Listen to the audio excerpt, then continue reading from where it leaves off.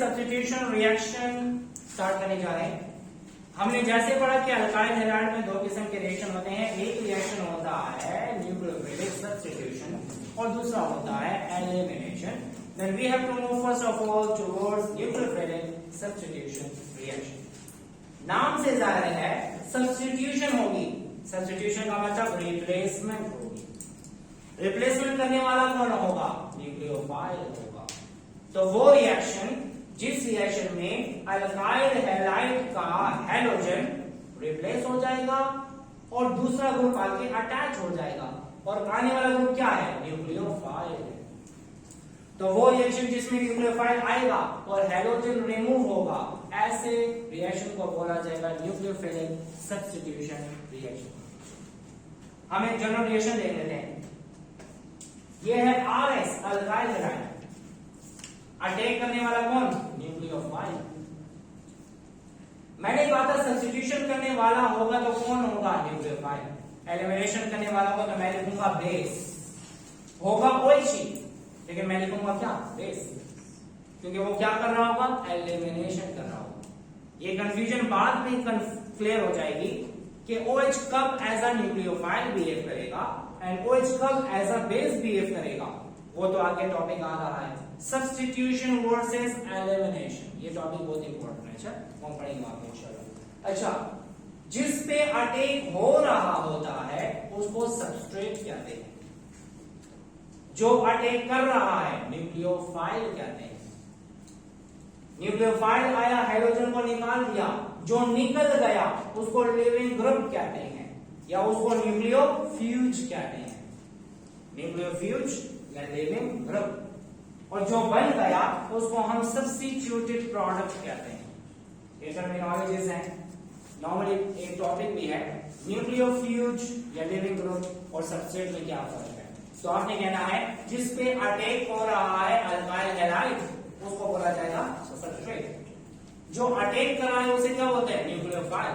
जो निकल गया उसको क्या बोलेंगे? न्यूक्लियोफ्यूज या लिविंग ग्रुप। क्लियर? अब ये रिएक्शन न्यूक्लियोफाइल आया, हाइड्रोजन गया, तो दो मैकेनिज्म के थ्रू होता है। एक मैकेनिज्म है SN1, दूसरा मैकेनिज्म है SN2। ये बहुत इंपॉर्टेंट है, अक्सर शॉर्ट क्वेश्चन में आ जाता है कि distinguish between SN1 and SN2 reaction. तो आपने किस तरह करके लिख देना है तो आपको आंसर हम पूरे के पूरे मिल जाएंगे। ठीक है, तो SN1 और SN2 में क्या फर्क है, फिर हम एक एक रिएक्शन को डिटेल में पढ़ेंगे। ये सारे पॉइंट मैं यहाँ पे बता रहा हूं। कुछ समझ आ जाए तो ठीक है, ना समझ आए तो रिएक्शन में समझ आएगी।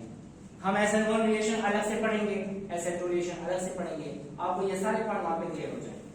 अब हम देखना चाहते हैं कि what is the difference between SN1 and SN2 mechanism. तो अब हम देख लेते हैं कि इसकी क्या क्या प्रॉपर्टीज हैं।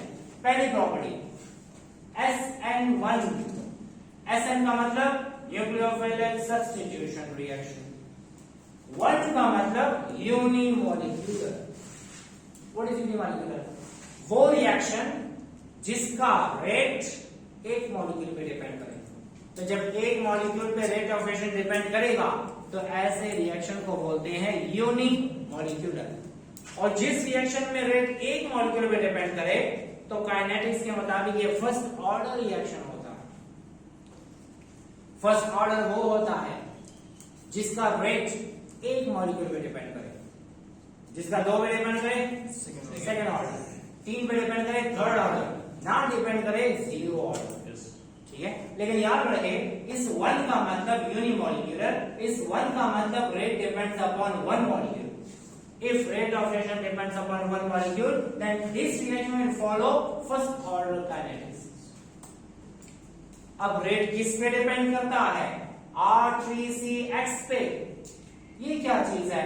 ये असल में है टर्शरी अल्काइल हैलाइड। कैसे डिपेंड करता है, क्यों डिपेंड करता है, हम रिएक्शन में देखेंगे। रिएक्शन में क्लियर हो जाएगा कि क्यों डिपेंड करता है एक पे, कैसे डिपेंड करता है एक पे, ये पता लगेगा। ठीक है, अब अगर पूछा जाए SN1 मैकेनिज्म प्राइमरी में होता है, सेकेंडरी में होता है या टर्शियरी अल्काइल हैलाइड में, तो याद रखिए टर्शियरी अल्काइल हैलाइड में होता है। टर्शियरी अल्काइल हैलाइड में SN1 मैकेनिज्म होता है। क्यों होता है वो बात में देखिए। कितने स्टेप में होता है? 2 स्टेप में। ये क्यों होता है? ये भी बाद में पता लगेगा। ये किस मीडियम में होता है? पोलर। फिलहाल आप पॉइंट याद रखें कि इसके पॉइंट्स क्या है। SN nucleophilic substitution 1 unimolecular, rate depends upon 1 molecule, it follows first order reaction. इसका रेट एक्सप्रेशन क्या है? R3CX। ये क्या है? टर्शियर अल्काइल है। SN1 किस में होता है? टर्शियर अल्काइल है। कितने स्टेप में होता है? 2। क्यों? बाद में पता लगेगा। किस मीडियम में होता है? पोलर मीडियम में। पोलर नहीं होता है, ये भी पता लग जाएगा। यहां पर न्यूक्लियोफाइल स्ट्रॉन्ग हो या वीक हो, दोनों से रिलेशन हो जाता है। SN1 मैकेनिज्म में न्यूक्लियोफाइल का स्ट्रॉन्ग होना जरूरी नहीं है। और जब SN1 मैकेनिज्म होता है तो 50% रिटेंशन होती है और 50% इन्वर्जन होती है। ये क्या है? बाद में पता लगेगा। ठीक है, ये हर एक पॉइंट रिएक्शन करते हुए देखेंगे तो तब समझ आ जाएगी। ठीक है, अब इसके ऑपोजिट हो गया SN2। SN का मतलब न्यूक्लियोफिलिक सब्स्टिट्यूशन, ये तो ठीक है। 2 का मतलब क्या? By molecular, rate of reaction depends upon 2 molecule. जब रेट ऑफ रिएक्शन 2 मॉलिक्यूल पे डिपेंड करे, it follows second order kinetics. किन किन मॉलिक्यूल पे डिपेंड करता है? अल्काइल हैलाइड पे और अटैकिंग न्यूक्लियोफाइल पे। ये सिर्फ एक पे डिपेंड कर रहा था, ये किस पे डिपेंड करेगा? 2 पे। याद रहे SN2 मैकेनिज्म होता है प्राइमरी में, SN1 टर्शियरी। वो 2 स्टेप में, ये 1 स्टेप में। इसमें क्या होता है? न्यूक्लियोफाइल का अटैक और हैलोजन का निकलना एक टाइम पे होता है। इस वजह से ये 1 स्टेप मैकेनिज्म है। तो मैंने लिखा है attack of nucleophile and injection of halide ion takes place simultaneously. दोनों काम एक टाइम पे होते हैं। क्यों होते हैं? बाद में पता लगेगा। एक और बात, ये होता है नॉन पोलर मीडियम में। क्यों होता है? वो भी बाद में पता लगेगा।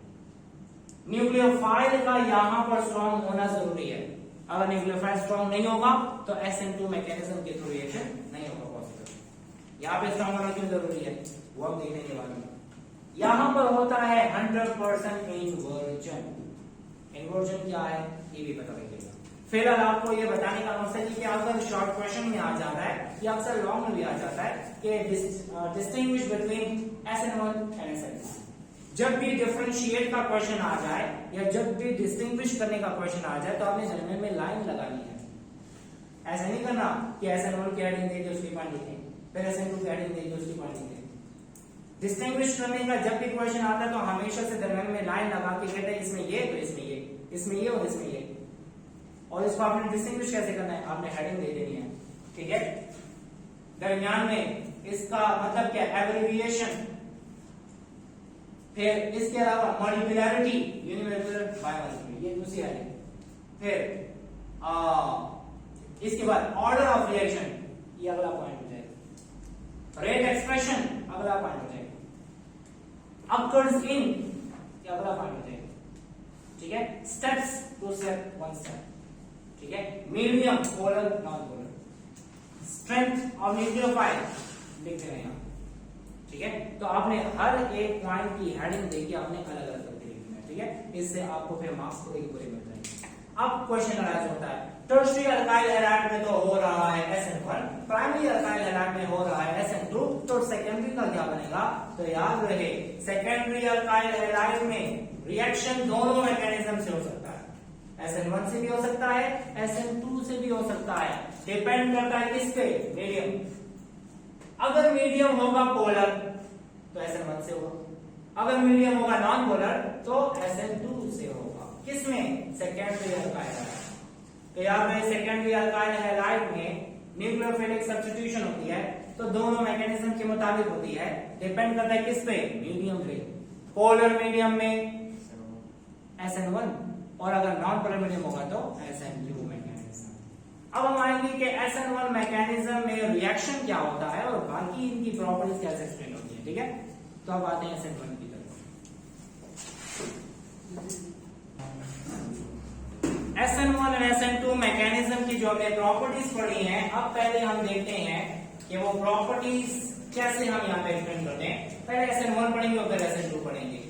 अब SN1 मैकेनिज्म होता है टर्शियरी अल्काइल हैलाइड में। ये जो कंपाउंड है इसका नाम क्या है? इसका नाम है tertiary butyl bromide. Tertiary butyl bromide ये इसका अल्फेट नेम भी है। क्या नाम है? 2-bromo 2-methyl propane। अल्फेट नेम क्या है? व्हाट इज द अल्फेट name of this compound? Select the longest continuous chain. ये चेन सेलेक्ट कर लिया। नंबरिंग वहां से करेंगे जहां से ब्रांच करी है, दोनों तरफ से सेम है। ये है 1, ये है 2 और ये है 3। 2 पे है ब्रोमो, 2 पे है मिथाइल, तो 2-bromo 2-methyl propane। This is the अल्फेट name of tertiary butyl bromide. मैं लिख देता हूं। दूसरा नाम क्या है? और अल्फेट नेम क्या है? 2 पे है ब्रोमो, 2 पे है मिथाइल, किसमें? प्रोपेन में। 2-bromo 2-methyl propane। ये है टर्शरी अल्काइल हैलाइड। इस पे अटैक कर रहा है OH। ये क्या है? न्यूक्लियोफाइल। हमें कैसे पता लगा? इसने सब्स्टिट्यूशन की हुई है, तो ये अटैकिंग ग्रुप क्या होगा? न्यूक्लियोफाइल होगा। जब यहाँ पे एलिमिनेशन हुई होती तो यहाँ पर ये क्या होता? बेस होता। ठीक है। अच्छा, हुआ क्या? ब्रोमीन गया in the form of bromide और OH यहाँ पे अटैच हो गया, तो इससे बन गया क्या? Tertiary butyl alcohol. इसका नाम क्या है? Tertiary butyl alcohol. ये हो गया टर्शरी ब्यूटाइल अल्कोहल।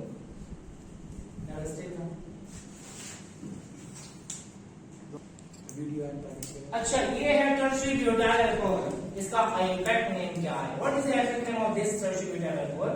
ये हो गया ऐसे, ये है 1, 2, 3। The अल्फेट name of this tertiary butyl alcohol is 2-methyl 2-propanol। इसका नाम है 2-methyl 2-propanol। तो आपने कॉमन नेम के साथ साथ अल्फेट नेम भी प्रैक्टिस करने हैं और याद रखने हैं। अब ये ना हो कि अगर आपको कोई कहे कि 2-bromo 2-methyl propane में कौन सा मैकेनिज्म होगा, तो आपको ये तो पता ही नहीं क्या चीज है, तो आपको पता नहीं ये टर्शरी अल्काइल हैलाइड है। तो टर्शरी अल्काइल हैलाइड में SN1 है। ठीक है। तो इससे क्या बनता है? Substituted product. जिसपे अटैक हुआ सबस्ट्रेट, जिसने अटैक किया न्यूक्लियोफाइल, जो बन गया सब्स्टिट्यूटेड प्रोडक्ट, जो निकल गया लिविंग ग्रुप, या कहलाएगा न्यूक्लियोफिल्स। ठीक है। अब एक मसला है, इस OH ने अटैक करना है। सुनिए सब इंपॉर्टेंट बात, इसने अटैक करना है इस कार्बन पे। किस पे अटैक करना है? ये पार्शियल पॉजिटिव कार्बन पे अटैक करना है। अब मसला हो गया, ये OH तो आगे से आ नहीं सकेगा क्योंकि ब्रोमीन का साइज भी बड़ा है और ब्रोमीन पे नेगेटिव चार्ज भी है। इसको आना होगा ऐसे पीछे से। जब ये पीछे से आ रहा है तो यहां पर मौजूद है मिथाइल, मिथाइल, मिथाइल। मिथाइल का साइज बड़ा है। जिसका साइज बड़ा होता है उसको बल्की ग्रुप कहते हैं। बल्की ग्रुप की वजह से वो हिंड्रेंस क्रिएट करता है। हिंड्रेंस का मतलब रुकावट पैदा करता है। Now this attacking nucleophile cannot attack at this carbon due to the presence of bulky groups. It creates steric hindrance.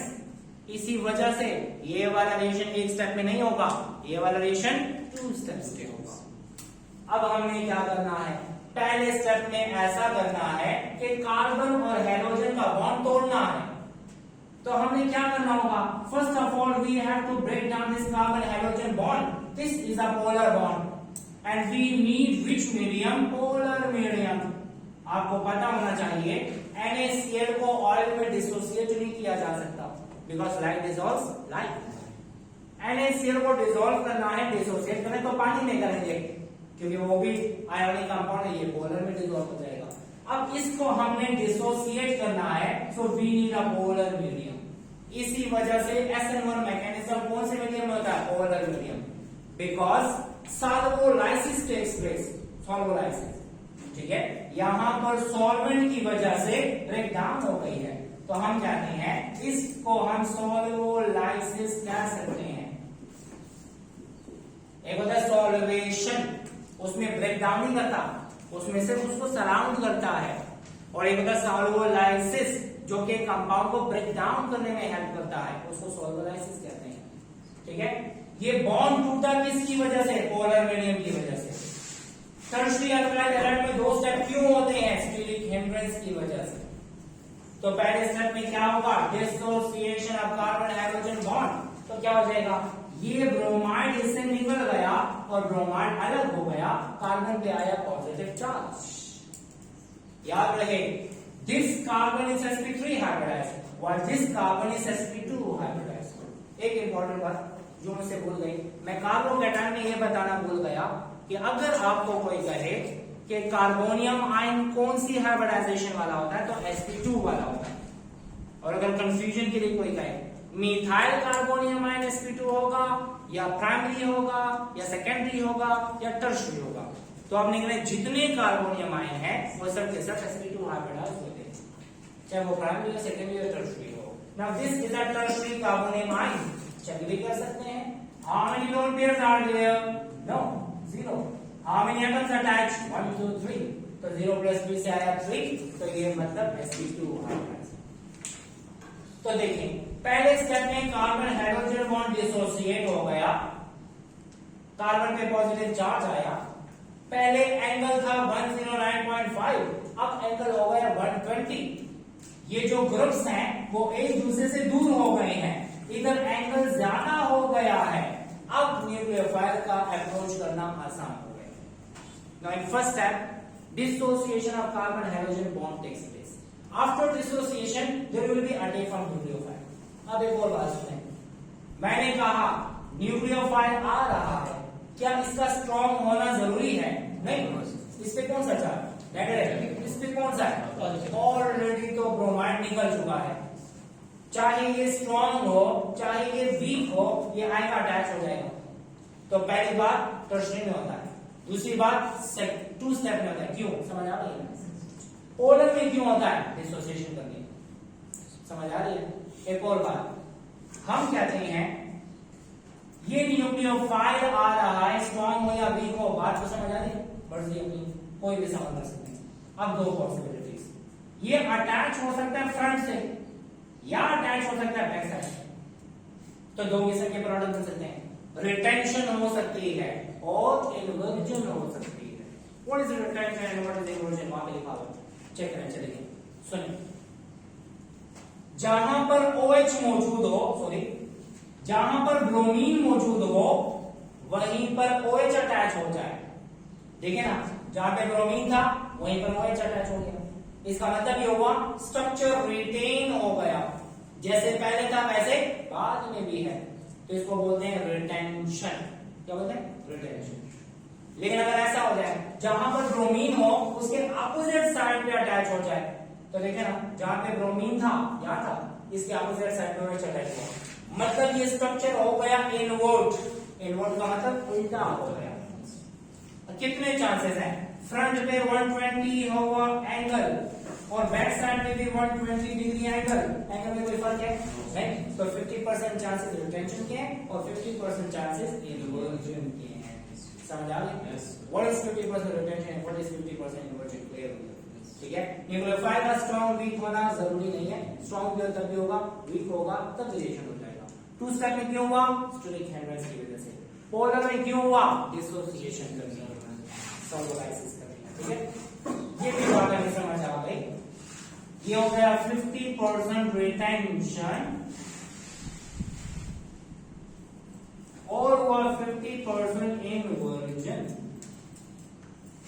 50% retention and 50% inversion, ये तो समझ आ गया। अब एक और इंपॉर्टेंट बात, दिस इज यूनिमोलिक्यूलर। क्या मतलब है? याद रहे, टर्शियरी अल्काइल हैलाइड जब तक डिसोसिएट नहीं होगा तब तक न्यूक्लियोफाइल अटैक नहीं कर सकता, चाहे न्यूक्लियोफाइल जितना ज्यादा क्यों ना हो।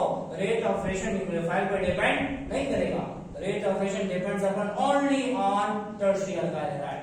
जब तक ये डिसोसिएट नहीं होगा तब तक ये अटैक नहीं कर सकेगा। तो कितने मॉलिक्यूल पे डिपेंड कर रहा है? रेट एक मॉलिक्यूल पे। कौन से वाले मॉलिक्यूल पे?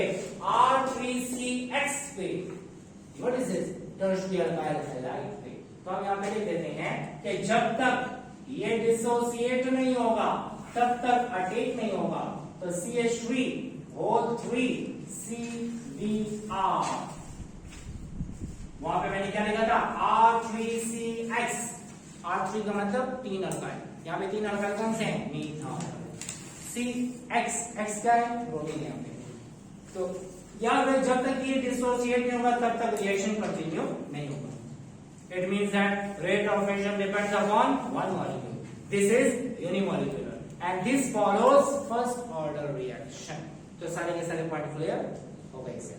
अब एक और बात, बुक में बात लिखी हुई है कि अगर हम कोई ऐसा अल्काइल हैलाइड ले लें जिसमें हैलोजन जिस कार्बन के साथ अटैच है वो कायरल कार्बन, कौन सा कार्बन, कायरल कार्बन। तो जब कायरल कार्बन होगा, what is chiral carbon, that carbon which is attached to 4 different groups. देख लेते हैं कंपाउंड कौन से वाला है। हम लेते हैं CH3, C, C2H5, HBr। ये कौन सा कंपाउंड है, ये है 1 2 3 4, ये तो 4 कार्बन है। तो हम क्या सकते हैं 2-ब्रोमोब्यूटेन। 2-ब्रोमोब्यूटेन में जो कार्बन है वो कायरल कार्बन है। व्हाट इज कायरल कार्बन, वो कार्बन जो 4 मुख्तलिफ ग्रुप के साथ अटैच है। समझ आ रही, ये जो कार्बन है एक मीथाइल, एक इथाइल, ब्रोमो और हाइड्रोजन के साथ अटैच है। This is chiral carbon. तो जिस कंपाउंड में कायरल सेंटर होगा उसमें SN1 करेंगे तो रेसिमिक मिक्सचर बनेगा। क्या बनेगा, ये क्या चीज है, ये ऐसी चीज है जिसमें 2 आइसोमर होते हैं। 50% होगा डेक्स्ट्रो रोटेटरी, 50% लीवो रोटेटरी। और जब ऐसा मिक्सचर होगा तो उसको बोला जाता है रेसिमिक मिक्सचर। अगर आपसे पूछा जाए इफ दैट अल्काइल हैलाइड, अगर वो अल्काइल हैलाइड, अच्छा एक और मसला है, इसको हम फिर चले ले लेते हैं, ठीक है। ये तो सेकेंडरी कार्बन है ना, ये टर्शियरी कार्बन नहीं है, ये सेकेंडरी कार्बन। हम यहाँ पे एक और कार्बन ले सकते हैं, इधर ब्यूटाइल ले लो, तो तभी हमारे पास कायरल सेंटर होगा। जब कायरल सेंटर मौजूद हो और उसमें हम कर देते हैं SN1, तो SN1 के जरिए से 2 किस्म के प्रोडक्ट बन सकते हैं। जहां ब्रोमीन है वहां OH अटैच है, या जहां ब्रोमीन है उसके अपोजिट साइड पे अटैच हो जाए तो क्या बनेंगे, एनंशियोमर। क्या बनेगा, एनंशियोमर। CH3, C, H, C2H5, H, you have retention. What is inversion? CH3, C, OH, H, C2H5।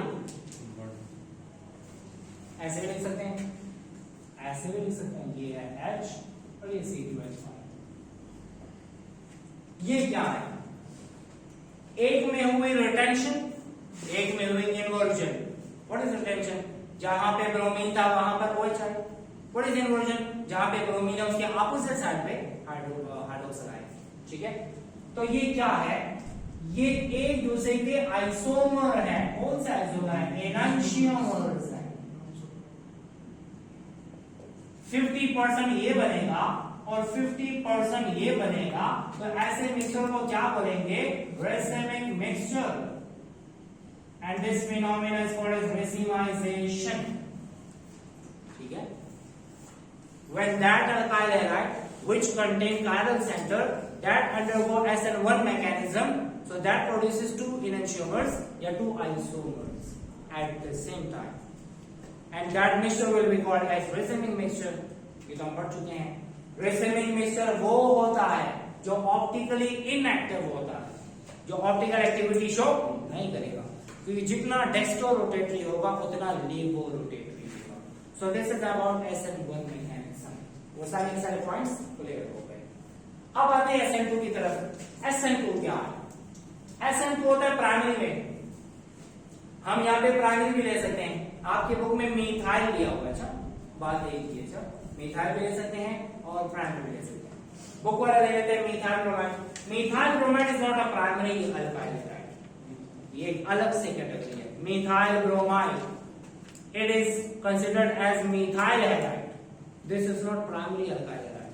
Primary alkyl halide वो होगा जिसमें प्राइमरी कार्बन होगा। समझ आ गया, ठीक है। अब हम ऐसा करते हैं,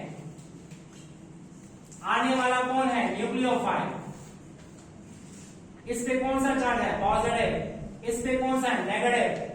इसने अटैक करना है कार्बन पे, क्या स्टीरिक हिंड्रेंस है? नहीं, ये तो तीन हाइड्रोजन है। आसानी से OH आएगा बैक साइड से। कहां से आएगा? जब बैक साइड से अटैक करेगा तो हमेशा से होगी 100% इन्वर्जन। 100% क्या होगी? इन्वर्जन। याद रहे, प्राइमरी अल्काइल हैलाइड में फ्रंट से अटैक करने का चांस नहीं है। ये फ्रंट से अटैक करने का चांस नहीं है तो 50-50 नहीं होगा, 100% इन्वर्टेड कंपाउंड बनेगा, 100% इन्वर्जन होगी। समझा? No steric hindrance. क्या हमें इस बॉन्ड को डिसोसिएट करने की जरूरत है? पहले नहीं, अटैक हो सकता है तो ये वन स्टेप में होगा, लेकिन अटैक करने वाले को स्ट्रांग होना जरूरी है। अगर ये स्ट्रांग होगा तभी हाइड्रोजन निकलेगा, अगर ये स्ट्रांग नहीं होगा तो इसको नहीं निकाल सकेगा, तो इसका स्ट्रांग होना जरूरी है। समझ आ रही? एक और बात, मैं अल्काइल हैलाइड नहीं लेता, सिर्फ न्यूक्लियोफाइल लेता हूं, क्या रिएक्शन स्टार्ट होगा? नहीं। चलो मैं न्यूक्लियोफाइल लेता और अल्काइल हैलाइड लेता हूं, क्या रिएक्शन स्टार्ट होगा? नहीं। मतलब रिएक्शन जो स्टार्ट हो रहा है दोनों पे डिपेंड कर रहा है। ये क्या हो गया? बायमोलिक्यूलर। न्यूक्लियोफाइल नहीं था, रिएक्शन स्टार्ट हो गया, डिसोसिएशन हो गया। लेकिन यहां पे रिएक्शन इनिशिएट ही तब होगा जब दोनों अवेलेबल होंगे। It means that this is bimolecular, rate depends upon two molecule, this follow second order reaction. इसका रेट एक्सप्रेशन क्या है? Rate is directly proportional to the concentration of RX। इस पे डिपेंड किया और न्यूक्लियोफाइल पे डिपेंड किया, दोनों पे डिपेंड किया। ये बायमोलिक्यूलर प्राइमरी में क्यों होता है? स्ट्रेट इंटरेस्ट नहीं है। नॉन पोलर में क्यों होता है? क्योंकि बॉन्ड को डिसोसिएट करने की जरूरत नहीं। मोस्टली जितने रिएक्शन होते हैं ऑर्गेनिक वो नॉन पोलर मीडियम में होते हैं। पोलर तो हमने इसलिए प्रोवाइड किया ताकि हम डिसोसिएट कर सके। क्लियर? वन स्टेप में क्यों हुआ? स्टीरिक हिंड्रेंस नहीं है, अटैक हो गया और रिमूवल हो गया एक टाइम पे।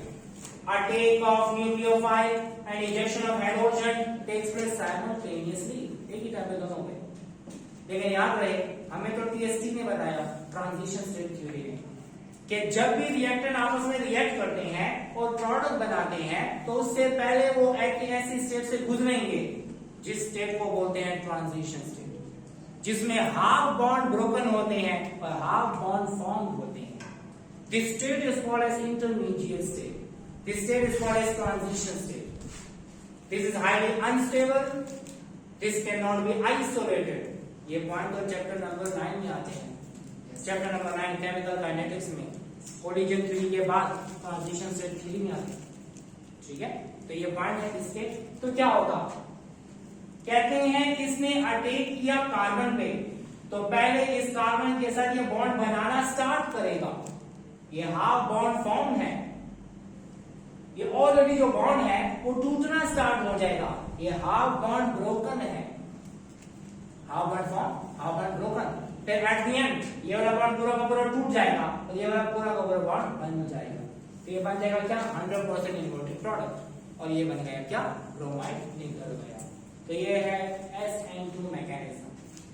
बायमोलिक्यूलर समझ आ गई, सेकेंड ऑर्डर समझ आ गई, रेट एक्सप्रेशन समझ आ गई, प्राइमरी में हुआ, वन स्टेप में हुआ, न्यूक्लियोफाइल का स्ट्रांग होना जरूरी है, समझ आ गई। ठीक है, so this is all about SN1 and SN2 mechanism. इसके बाद हम मूव करेंगे एलिमिनेशन रिएक्शन की। तो देखते रहिएगा।